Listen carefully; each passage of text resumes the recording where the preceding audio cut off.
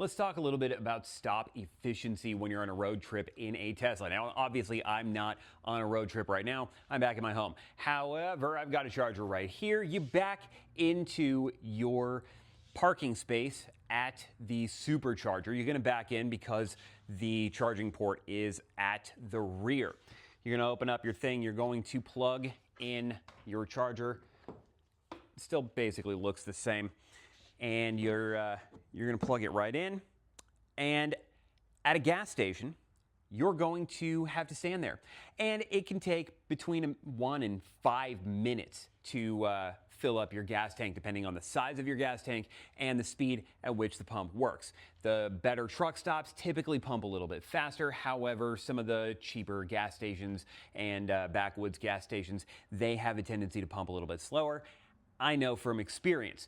But with your supercharger, it's plugged in. Your credit card or payment method is attached to the account on your car. And so you can just walk away. If somebody unplugs this from your car and plugs it into their car, they're paying for it on their dime instead of your own. That sounds a little bit draconian, and maybe it is, but on the other hand, we are in an environment where this is how money and things work. So you walk in, you do your business in the gas station, make your stops. Maybe you want to stop for a meal. You don't want to eat in your car and mess it up. So you can actually time your stops with your meal stops, and you can make it efficient that way. It's the little efficiencies. It does mean that if you don't want to eat in your car, or if you, let's say you do want to eat in your car, it means your stops are going to take a little bit longer. You're going to have more stops. If you don't want to eat in your car, it's actually going to be more efficient because there are tons of restaurants that have superchargers. So you can go in, sit down, eat while you charge, and then get back on the road.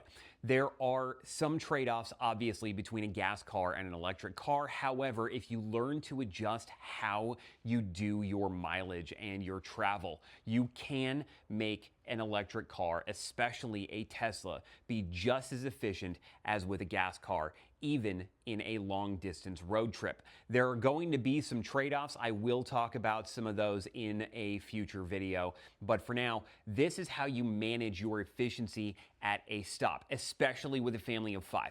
If you are driving by yourself and you can push for long hauls, you're definitely going to be able to go faster in a gas car. If you have a family of 5 where it's an adult or 2 adults and 3 kids, your stops are going to take 30 minutes minimum. You might as well be in an electric car that's super comfortable and costs a lot less to operate because your stops are going to take that long regardless.